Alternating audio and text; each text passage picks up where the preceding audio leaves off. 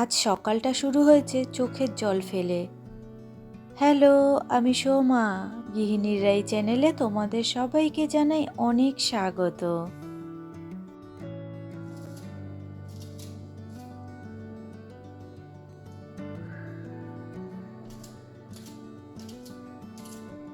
কান্না করছে এখন, সকালটা শুরু হয়েছে কান্না করতে করতে।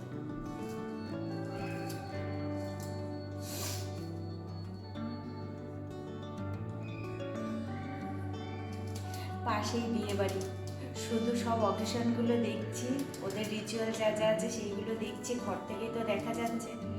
আর আসছে প্রচুর পরিমাণে রান্নার গন্ধ, সেই রান্নার গন্ধ শুকছি, রিচুয়াল দেখছি, কিন্তু বিয়েতে সাজুগুজু করে যেতে পারছি না, কারণ আমাদের নেমন্তন্নই নেই। সব কিছু উপভোগ করতে পারবো কিন্তু আমাদের নেমন্তন্নই নেই, তাই সাজুগুজু করতে পারবো না বলে কাঁদছি, কষ্ট হচ্ছে প্রচণ্ড। কাটছি হলো পেঁয়াজ, এর জন্য চোখ দিয়ে জল বেরোচ্ছে। আজকে রায়ের আছে ছুটি, তার জন্য আর রান্না করছি হলো মাংস। ভাবলাম বিয়েবাড়ির অনুষ্ঠান সব কিছু দেখতে পারবো, গন্ধ শুকবো, রান্নার ভালো ভালো গন্ধ, বিয়েবাড়ির যা সুন্দর রান্নার গন্ধ বেরোচ্ছে না, তোমাদের যদি একবার পারতাম এই গন্ধটা সুবাস নেওয়াতে।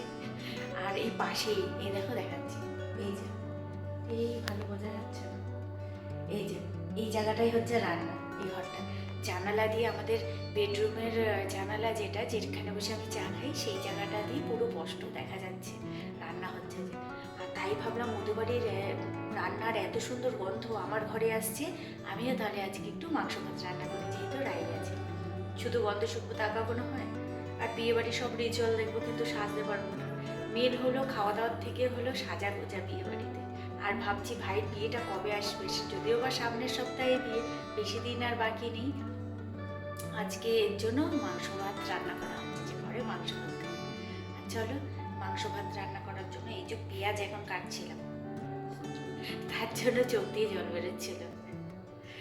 আর আজকে রায়ের একটা বান্ধবী আসার কথা, ও খাবে কিনা জানি না, যদি খায় তো খাবে, তার ছুটি আছে বলেই তো এর জন্য মাংস ভাতটা করা হচ্ছে। তাহলে চলো রান্না সব কিছু রেডি করে নিই। মাংস চাপাবো, এর জন্য দেখো এখানে গোটা গরম মশলা সোমবারে দিয়ে পেঁয়াজটা ভেজে নিচ্ছি। আর আজকে না একেবারে নর্মালভাবে মাংসটা করব।